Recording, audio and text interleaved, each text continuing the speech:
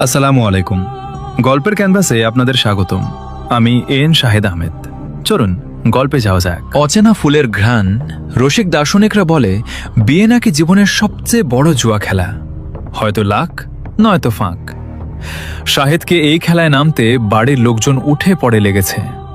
মায়ের নির্দেশ এসেছে, তাড়াতাড়ি বাড়ি চলে এসো, মেয়ে দেখা হয়েছে। অনেকদিন ধরেই মেয়ে দেখার এই কৌতূহলপূর্ণ আজব ব্যাপারটি ঘটে চলেছে। দেখে দেখে সর্বশেষ ৩ জনকে সিরিয়ালে রাখা হয়েছে। শাহেদ বাড়ি গিয়ে মেয়ে দেখার পর তাদের যে কোনো একজন নির্দিষ্ট হবে। অবশ্য শাহেদের সম্পূর্ণ অমতেই বাড়ির লোকেরা এমন ষড়যন্ত্রে লিপ্ত হয়েছে, সে কথা ভাবলে চরম ভুল হবে। তারও মন উড়ো উড়ো করছে। বিস্তারিত বিবরণ শাহেদ এখনও পায়নি। কিছু কথা থাকে মা, যেগুলো মোবাইলে বলতে চান না। রাতের খাওয়া শেষে গোপন কথার মতো ধীরে ধীরে খুলতে থাকেন কথার ভাঁজ। তবে মায়ের মুখে ঘুরে ফিরে একটি মেয়ের কথা বারবার উঠে এসেছে। মেয়েটি একটি মাদ্রাসায় মেশকাত পড়ছে। দেখতে শুনতে ভালো, পরিবার ভালো, মেধাবুদ্ধিও নাকি উচ্চমানের। মায়ের দৃঢ় বিশ্বাস, দেখলে পছন্দ হবেই। শুনে শুনে শাহেদের মনেও মেয়েটির একটি চিত্র তৈরি হয়ে গেছে। সেই চিত্রে দেখা যায় লাজুক চোখের মায়াবতী একটি মেয়ে, যার চারপাশে ছড়িয়ে আছে একটি শীতল স্নিগ্ধতা, যার দুটি চোখ, দীঘল চুল, ঝিলিক মারা হাসি ইত্যাদি। কিছুদিন হলো শাহেদের মনে একটি খেয়াল চেপেছে। আগে যে মুরব্বীরা পাত্রী দেখতে গিয়ে এক ধরনের ত্রাহি অবস্থার সৃষ্টি করতেন, এখন কেউ আর তা করে না। হয়তো তেমন মুরব্বীও আর নেই। মেয়েরা খুব সহজেই এখন বিবাহ বৈতরণী পাড়ি দিয়ে স্বামী সংসারে নোঙর করছে। এটি হতে দেওয়া চলে না। শাহেদ ঠিক করেছে, দেখা করার দিনই মেয়েকে সে 3টি আজবিয়া প্রশ্ন করবে। মেয়ের বুদ্ধি পরীক্ষা হয়ে যাবে। ঘাবড়ে সেওয়ার জন্যে প্রথমেই ধরতে হবে তালাকের ধাঁধাটা। মনে করো, একজন স্বামী হাতে একটি পেয়ারা নিয়ে স্ত্রীর কাছে এসে বলল, আমি যদি এটি খাই তাহলে তুমি তালাক, না খেলেও তালাক।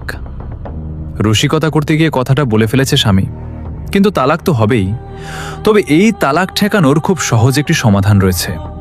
সমাধান দিয়েছেন ইমাম শাফি রহমতুল্লাহি আলাইহি। এখন বলতে হবে সমাধানটা কি? আমি জানি না, আপনিই বলুন। মেয়েটি যদি মোটামুটি সপ্রতিভ ও বুদ্ধিমতী হয় তাহলে এ কথাটাই বলতে পারে, আর হাবাগোবা হলে ড্যাব ড্যাব করে চেয়ে থাকবে। ভাববে লোকটা কি বজ্জাত শয়তান, বিয়ে না হতেই মুখে তালাকের কথা। ভাগ্যক্রমে মেয়েটি যদি এই ধাঁধাটির সমাধান পেরে যায়, তবে পরবর্তী প্রশ্ন হিসেবে ধরা হবে অঙ্কের প্রশ্নটি। সেটাও যদি পেরে যায়, তবে শেষ অস্ত্র হিসেবে ব্যবহার করতে হবে মাছ খাওয়া ধাঁধা। এটা নিশ্চয় পারবে না, পারার কথা না। তবে আসল কথা হলো, সেই পরিস্থিতিতে শাহেদ প্রশ্নগুলো করতে পারবে কিনা এ নিয়ে তার ব্যাপক সংশয় রয়েছে। সংশয়ের কারণ তার অতীত অভিজ্ঞতা। অনেকবার বহু ক্ষেত্রে সে দেখেছে, মনে মনে নির্ধারিত বিষয়গুলো বাস্তব ক্ষেত্রে গিয়ে সঠিকভাবে প্রয়োগ করা যায় না। বাস্তবতার সাথে তার আগাম কল্পিত পরিস্থিতির কোনো মিল থাকে না। তখন ভিন্ন স্রোতে মনের কল্পিত নির্ধারিত আয়োজন কোথায় ভেসে হারিয়ে যায়। এক্ষেত্রেও যে তেমন হবে না তার ভরসা কি? হয়তো দেখা যাবে দশাশই চেহারা নিয়ে দারোগার মতো পাশে পাশে বসে আছেন মেয়ের দাদা, মামা অথবা রাজনীতি করা গোঁফ ফলা চাচা যান। তখন থরথর অন্তরে নফসি নফসি করে নিজের উত্তর ঠিক রাখাই দায় হবে। আজবিয়া প্রশ্ন করা তো বহু দূরের কথা। শাহেদ মায়ের নির্দেশ পেয়েই গোছগাছ শুরু করে দিল। অথচ রাস্তাঘাটের অবস্থা চূড়ান্ত রকমের ভয়াবহ। দেশ জুড়ে লাগাতার হরতাল, অবরোধ, ভাঙচুর, অগ্নিসংযোগ। দিনের পর দিন শুধু আতঙ্ক আর আতঙ্ক। দূরে কোথাও যাওয়া একেবারেই নিরাপদ নয়। রাজনীতিবিদদের খেদমতের অতি আগ্রহে পুড়ছে জনগণ, গাড়ি বাড়ি, পুড়ছে দেশ, দেশের সম্পদ। লাগাতার অনির্দিষ্টকালের হরতাল। শাহেদ তবুও রাস্তায় বের হলো। বিয়ে জিনিসটার মধ্যেই বোধহয় একটা অন্যরকমের ব্যাপার রয়েছে। আনন্দের সাথে আশঙ্কা, অন্তর্তল ফুরফুরে হাওয়ার সঙ্গে দায়িত্বেরও চিন্তা। তবে আবেগ ও ঔৎসুক্যের ব্যাপারটাই থাকে সবচেয়ে বেশি। একটা কর্ষিত অজানা জগতের প্রতি মায়া ধরানো কৌতূহল। নইলে রাস্তাঘাটের এই ভয়ঙ্কর পরিস্থিতির কথা বলে খুব সহজেই মাকে বলা যেত, আসতে পারবো না। বিপদের কথা ভেবে মাও তাতে 100% সমর্থন দিতেন। কিন্তু শাহেদ নিজেই সেদিকে যায়নি। সে বরং নরম গলায় ভেতরের উৎসাহ অপ্রকাশিত রাখার জন্য বলেছিল, কোনো অসুবিধা নেই, কাল সকালেই আমি চলে আসছি। কিন্তু পরদিন সকালে শাহেদ রাস্তায় নেমে দেখল অসুবিধার অন্ত নেই। শুক্রবারেও অবরোধ, গাড়ি চলছে অতি অল্প, দূরপাল্লার গাড়ি তো চলছেই না, লঞ্চে যাওয়ার পথ তার নেই, ট্রেনেও পোষায় না, বাসেই যেতে হবে। বাস থেকে বাসে ভেঙে ভেঙে বারবার গাড়ি বদল করে। কোনো প্রতিবন্ধকতায় শাহেদকে দমাতে পারে না, কোনো অসুবিধাই তার অসুবিধা মনে হয় না। তার মধ্যে একটা ঘোরের মতো কাজ করছে। ছোটবেলার কথা বাদ দিলে এর আগে শাহেদের মধ্যে বাড়ি যাওয়ার প্রতি এতটা আগ্রহ কখনো জাগ্রত হয়নি। বাসের অপেক্ষায় না থেকে শাহেদ একটা অটোরিকশা নিয়ে নিল। শাহেদাবাদ বাস স্ট্যান্ডে যাবে। এ রিক্সা চালু হয়ে ভালোই হয়েছে, কিছুটা সিএনজির বিকল্প। রিক্সায় উঠে বসতেই আবার সেই অদেখা মেয়ের চিত্রটি ভেসে উঠল। হয়তো গোলাপি কামিজ পরে অতি রহস্যময় এক মায়াবতী মেয়ে তার সামনে বসে আছে। এমনিতেই অবনত, তার উপর ওড়নার বাহুল্য, মুখটা ভালো করে দেখাও যাচ্ছে না। ততক্ষণে হয়তো হালকা চালের কয়েকটি প্রশ্ন করা হয়ে গেছে। এবার আজবিয়া প্রশ্নগুলি শুরু করা যায় কিনা সে কথাই এখন শাহেদ ভাবছে। আচ্ছা, সেই মুহূর্তে মেয়েটা কি ভাবছে? মেয়েটি কি লজ্জা পাচ্ছে না বিরক্ত হচ্ছে? লজ্জা পেলে এক কথা, কিন্তু বিরক্ত হলে তো ভয়াবহ ব্যাপার। নিশ্চয় ডালমে কুচ কেলা হ্যায়, বিরক্তিকর বিয়ে না হওয়াই ভালো। এভাবে শাহেদ যে মোহনীয় চিত্রকল্পের গভীর গহীনে ডুবেছিল, তাতে অন্য কোনো দিকে তার চোখ ও মন যাওয়ার কথা নয়। তারপরও কিভাবে যেন নানাকে সে দেখে ফেলল। সাদা রুমাল আর কালো লাঠিটা নিয়ে নানা মোড়ের কাছে দাঁড়িয়ে আছেন, সিএনজি খুঁজছেন। শাহেদ হঠাৎ করে রিকশাকে দাঁড়াতে বলল। কড়া ব্রেকে রিকশা দাঁড়িয়ে গেলেও বোঝা গেল রিকশাওয়ালা ভীষণ বিরক্ত হয়েছে। শাহেদও সব গায়ে না মেখে ধম করে নানার সামনে নেমে দাঁড়ালো। এই ফাঁকে বলে নেওয়া ভালো, উল্লেখিত নানাজান শাহেদের আপন নানা নন, শিক্ষক নানা। আবুল ফজল নামে যে সহপাঠী তাদের সাথে পড়ত, ক্লাসের সবাই তাকে মামা ডাকত। এই নানা সেই আবুল ফজলের বাবা। কিন্তু মামার কারণে নানা নাকি নানার কারণে মামা, বিষয়টি কখনো খতিয়ে দেখা হয়নি। নানাও শাহেদকে হঠাৎ দেখে থমকে গেলেন, চমকে উঠে বললেন, আরে শাহেদ সাহেব, কই যাইবেন? নানা তার শিক্ষকতার অর্ধশত বছরে বুড়ো গুঁড়ো সকল ছাত্রকেই আপনি বলেন, আশ্চর্য বিরলতা।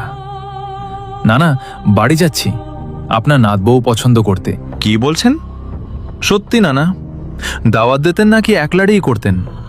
না না, সবই হবে, পছন্দ আগে হোক, রিকশায় উঠেন। না না, আপনি যান, আমি রিকশা বা সিএনজি দেখতাম। না, আপনি ওঠেন, গল্প করতে করতে যাই।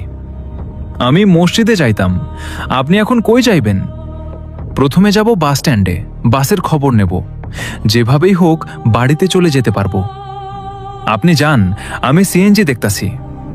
অসুবিধা কি? রিকশা তো যাচ্ছেই, আমি আপনাকে মুগদার মোড় থেকে আরেকটি রিকশা ঠিক করে দেব, এটুকু তো একসাথে যাওয়া যাবে। না, কখনো না, আপনি যান।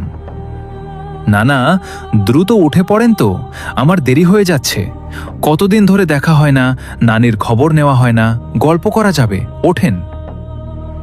নানা তবুও গাইগই করতে থাকেন।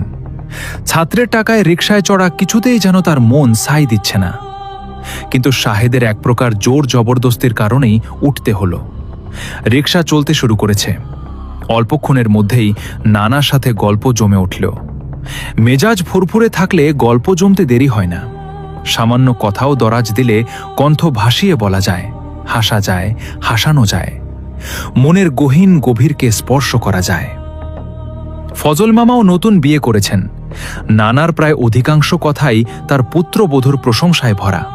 কি কি বলে, কি কি রান্না করে খাওয়ায়, সেবা যত্ন করে, স্বভাবে কতটা সভ্য, শান্ত, আন্তরিক, এ সকল কথা।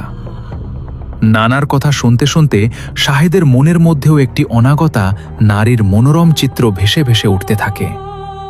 শাহেদ অতি উৎসাহ নিয়ে বিভিন্ন রকমের প্রশ্ন করে।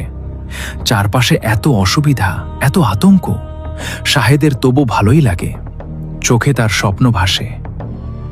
রিকশা চলতে থাকে, কখনো ধীরে, কখনো জোরে। রাস্তায় গাড়ির সংখ্যা কম, কিন্তু রিকশা বেড়েছে। টুংটাং করে চলছে দিক বেদিক। হঠাৎ একটি আকাশী রঙের ওড়নার প্রান্ত এসে স্পর্শ করে শাহেদের ডান পাশ। শাহেদ চকিতে চোখ তুলে ওড়নার উৎসের দিকে তাকায় এবং তৎক্ষণাৎ আবার নামিয়ে নেয়। কিন্তু এতেই যেন শাহেদ বিদ্ধ হয়ে পড়ে।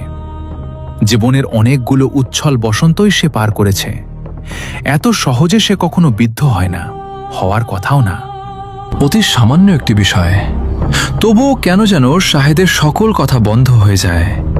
তার যেন কি হয়, প্রতিফলে বন্ধ হয়ে যায় নানার সাথে তার প্রশ্ন ও শোনার মনোযোগিতা। মনের অবচেতনে দু একটি হ্যাঁ হু চলতে থাকলেও সে আর কিছুই শুনছে না, শুনতে পারছে না, কিংবা শুনতে পেলেও তার অর্থ বুঝতে পারছে না। অথচ নানা আগের উৎসাহ নিয়েই এটা ওটা বলেই যাচ্ছেন। কিন্তু শাহেদের অবচেতন মন ও মনোযোগ পাশের রিকশাটির দিকে একান্ত হয়ে আছে। এত এত রিকশার ভিড় ও রাস্তার অসামঞ্জস্য চলাচল, সকল সময় দেখাও যাচ্ছে না রিকশাটিকে কিংবা মেয়েটিকে।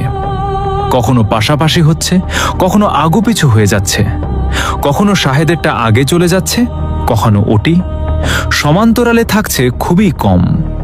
কাছাকাছি হলেই শাহেদের শরীরটা কেন যেন শিউরে শিউরে উঠছে।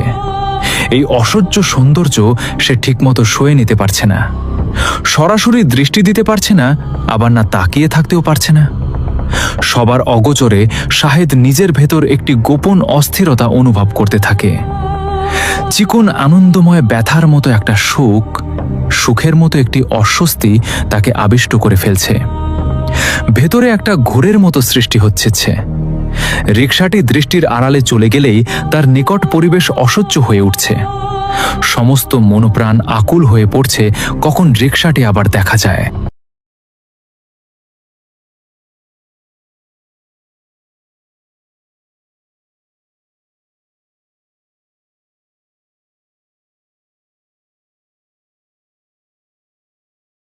শাহেদের রিকশাটি পিছে পড়ে গেলে রিকশাওয়ালার প্রতি প্রচণ্ড রাগ উথলে উঠছে।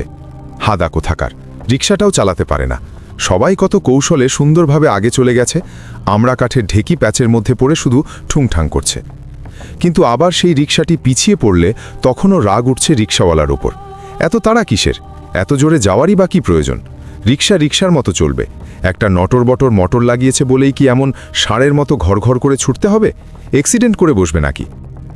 চারপাশের এত ঝঞ্ঝাট, হাঙ্গামা, রিকশা গাড়ি এটা ওটার শব্দজট, মানুষের নানা রকম চিৎকার চেঁচামেচি, এরই মধ্যে সমগ্র সত্তা দিয়ে শাহেদ রিকশাটাকে খেয়ালে রাখার চেষ্টা করছে। এমনভাবে আগ পিচ পাশ করে যেতে যেতে মোড়ের কাছে এসে রিকশাটি শাহেদদের ছাড়িয়ে মুগদার দিকেই মোড় নিল, তাদের একেবারে উল্টো দিকে, নানার পথের দিকে। মোড়ের কাছে এসে নানা রিকশাকে থামাতে বললেন। এখান থেকে তিনি নেমে যাবেন, অন্য রিকশা নেবেন। কিন্তু শাহেদ নানার বেশি কথা বলার অগ্রাহ্য করে রিকশাওয়ালাকে মুগদার দিকে দেখিয়ে বলল, বায় নাও। জোরেই চলছে। দুজনার দু ধরনের কথায় রিকশাওয়ালা দ্বিধায় পড়ে দাঁড়িয়ে গেল। শাহেদের মাথায় রাগ চড়ে গেল। আগে রিকশাটি বোধহয় অনেক দূরে এগিয়ে গেছে। সে রিকশাওয়ালাকে বলল, দাঁড়িয়ে পড়লে কেন? এভাবে অনেকক্ষণ রিকশা আবার গতি চলতে লাগলো। নানা কিছুক্ষণ উসখুস করলেন, এটা ওটা বললেন, কিন্তু শাহেদের মানা যায় না বলেও ঘোষণা করলেন। কিন্তু কিছুতেই কোনো কাজ হলো না। পৃথিবীতে আর শাহেদ তাকে তার মসজিদে পৌঁছে দিতে যেন শাহেদের রিকশাটি পিছিয়ে পড়েছে। ছাত্র হিসেবে এটি যেন তার অতীব কর্তব্য। রিকশাটি স্টেশনের কাছে নানা মনক্ষুত্রের মতো দমে গেলেন। মেয়েটির পাশেই বসা ছিল যে বালক, অন্যকে তাকে সাহায্য আগে করার নামতে মানুষ, দিয়ে অন্যকে নেমে উপকার করে এসেছেন। এতক্ষণ আজ পর এভাবে মেয়েটিকে ছাত্রের কৌশলে সম্পূর্ণভাবে হেরে দেখার যাওয়ায় সুযোগ হলো। তার মনের মধ্যে লম্বা, অস্থিরতা এসে ফর্সা ও ভর সরু, করে। যতটা লম্বার সাথে যতটা সরু তা মানায়, এবং যতটা ফর্সা হলে বিদেশি বলে ভ্রম না হয়। কোথাও কোনো বাহুল্য নেই, অসঙ্গতি নেই, অতি বলে কিছু নেই।